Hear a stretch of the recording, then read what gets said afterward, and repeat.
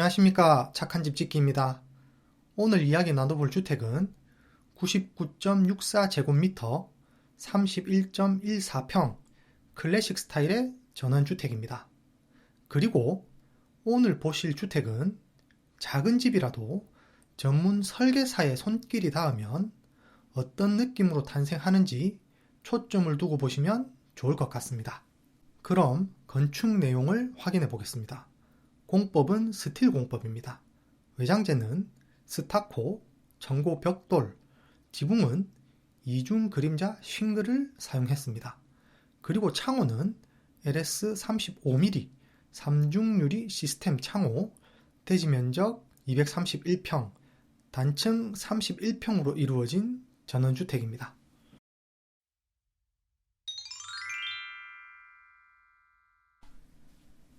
본 건축주님께서는 수석과 분재를 모으고 가꾸시는 취미를 가지고 계셨습니다.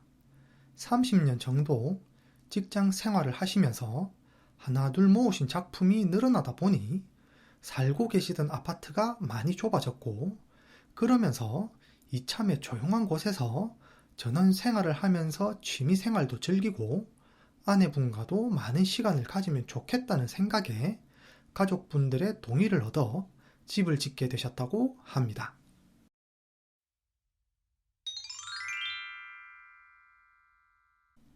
처음 전원주택을 준비할 때 목조와 콘크리트 공법만 알고 계셨고 스틸 공법에 대해서는 모르셨다고 합니다. 그러다 우연히 스틸하우스에 살고 계신 분과 이야기를 하시게 되시면서 스틸하우스는 단열이 좋아 여름에는 시원하고 겨울에는 따뜻하다는 말씀을 듣고 그해 겨울 그 집에 방문을 하셨는데 건축주님의 아파트보다 따뜻하고 낭만적인 느낌이 들어 스틸 공법을 선택하게 되셨다고 합니다.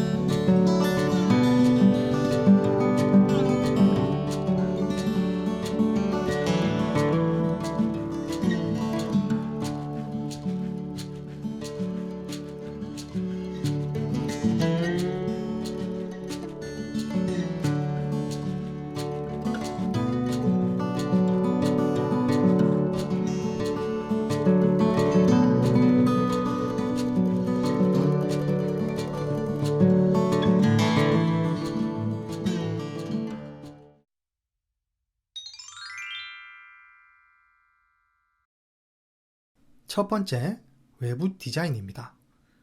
본 주택은 외부 마감재를 어떻게 조합하느냐에 따라 클래식 스타일이 되었다가 지중해 스타일도 될 수 있는 모델입니다. 지금은 외부 컬러와 아스팔트 싱글 지붕 때문에 클래식 스타일로 보여지지만 스타코를 아이보리 색상으로 변경하고 스페니쉬 기아를 지붕에 얹는다면 스페인 어느 작은 섬마을에서 볼 법한 낭만적인 지중해 스타일로 변신할 수 있습니다. 이렇게 중복적인 느낌을 주면서도 높은 디자인 완성도를 가질 수 있는 것이 바로 전문 설계의 힘이 아닌가 생각해 봅니다. 두 번째, 스타코 컬러입니다. 보통 많이 보셨던 스타코의 색상은 흰색 또는 아이보리 색상이셨을 텐데 스타코의 색상은 의외로 다양하게 표현할 수 있습니다. 그럼에도 흰색과 아이보리색이 대다수를 차지하는 이유는 기타 포인트 외장재와 조합을 했을 때 표현력이 제일 무난하고 또한 간혹 지방 범용으로 주택의 색상이 제한되는 경우가 있어 그런 부분을 사전에 피하기 위해서도 흰색이나 아이보리 색상의 스타코를 많이 사용하고 있습니다. 세 번째, 아치 포인트입니다. 지금 보시는 집이 조금 세련되어 보인다고 느끼신다면 외장재의 컬러 조합과 더불어 데크와 포치에서 보이는 아치 때문일 것입니다. 보통 건축을 할 때 아치를 쓰게 되면 아무래도 직선보다는 손이 더 가게 되고 때로는 비용 상승의 요인이 될 수 있어서 많이 쓰지 않는 포인트입니다. 그러다 보니 직선으로 이루어진 단조로운 건축물들을 많이 보게 되고 간혹 이렇게 곡선이 조금만 가미되어도 뭔가 튀지는 않지만 다르다는 느낌을 받을 수 있습니다.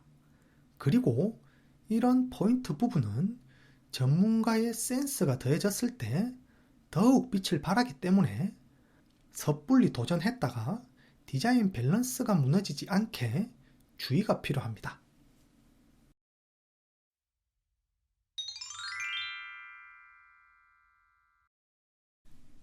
이제 실내를 한번 살펴보겠습니다. 첫 번째, 넓은 거실입니다. 본주택의 건축주님께서 분재와 수석을 모으시는 취미가 있다 보니 전시를 할 수 있는 넓은 공간이 필요했고 또한 주말에 지인들과 모여 이야기를 나눌 수 있는 공간으로 활용하기 위해 설계 단계에서 요청하셨던 부분입니다. 여기서 말씀드리고 싶은 부분은 사진으로 보시는 넓은 거실보다는 집을 짓기 전에 나의 라이프 스타일을 정확히 파악하시는 게 중요하다는 말씀을 드리고 싶어서입니다. 본 건축주님께서는 설계 전에 본인의 라이프 스타일을 정확히 파악하시고 설계를 할 때 하나하나 요청을 하셨습니다. 그 결과물 중 하나로 저런 넓은 거실을 만들었고 그 외에도 다양한 부분을 본인의 라이프 스타일에 맞춰 완성을 하셨습니다. 간혹 집을 짓다 보면 막연히 설계사가 알아서 해주겠지 하는 생각으로 아무 준비 없이 오시는 분들이 많습니다. 그렇게 되면 마음에 드는 설계를 만들기가 힘들고 완성을 하더라도 완성도가 떨어질 수밖에 없습니다. 그러니 설계를 하실 때는 어떤 집을 짓고 싶은지, 그 집에서 무엇을 하고 싶은지 정확히 정리를 하시는 게 매우 중요합니다. 두 번째, 외부 세면대입니다. 착한 집 짓기 세 번째 이야기에서도 말씀을 드렸다시피 세면대를 외부에 놓으면 한 사람이 욕실을 독차지하지 않고 여러 사람이 효율적으로 사용할 수 있습니다. 건축주님께서도 다양한 상황을 고려하셔서 세면대를 욕실 외부에 설치를 하셨습니다. 세 번째, 무드 조명입니다. 몇 년 전부터 많이 사용하는 인테리어 포인트 중에 하나입니다. 보시는 것과 같이 천장에 공간을 만들어 간접 조명을 넣는다든지 아트월에 무드 등을 설치하는 등 조명을 포인트 인테리어에 사용하고 있습니다. 이런 조명 불빛은 저녁 시간에 실내를 분위기 있는 공간으로 연출할 수 있고 주등의 강한 불빛이 부담스러울 때 여러모로 활용이 가능합니다. 네 번째, 파벽돌입니다. 본주택은 파벽돌을 실내 포인트 인테리어로 활용한 사례입니다. 이런 파벽돌 같은 경우 상업 공간에서 포인트 인테리어로 많이 사용하고 가끔 주택에서도 사용하는 자재입니다. 파벽돌 또한 포인트 인테리어로 충분히 활용이 가능하지만 제가 촬영을 하다 보면 가끔 마찰로 인해 돌가루가 떨어지는 경우들이 있어서 이런 부분들은 고민을 해보시고 시공하시길 추천드립니다. 마지막으로 예비 건축주님께 드리는 한마디입니다. 무엇보다 신뢰할 수 있고 정직한 회사를 만나셨으면 좋겠습니다. 제가 크게 스트레스 받지 않고 즐겁게 건축 과정을 마무리할 수 있었던 것은 저의 착실한 준비도 있었겠지만 좋은 업체를 만났기 때문이 아닌가 생각이 듭니다. 아무리 제가 많이 준비하더라도 현장을 운영하는 분들과 호흡이 좋지 못하다면 좋은 집을 짓기란 쉽지 않았을 것 같습니다. 아무쪼록 좋은 분들 만나셔서 즐겁게 집을 지으셨으면 좋겠습니다. 라고 말씀을 남겨주셨습니다. 오늘 이야기는 여기까지입니다. 좋은 설계사를 만났을 때 작은 평수의 집이 어떻게 연출되는지 보여드리고 싶은 마음에 영상을 만들어 보았습니다.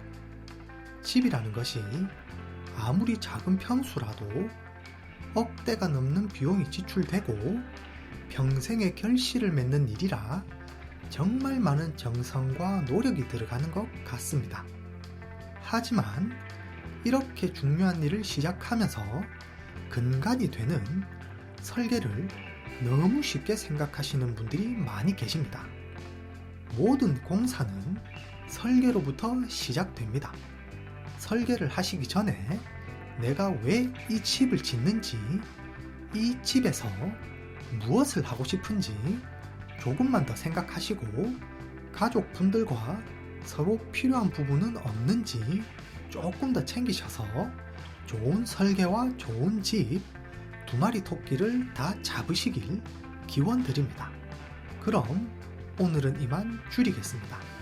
영상이 도움되셨다면 구독과 좋아요, 댓글 알람 부탁드립니다. 감사합니다.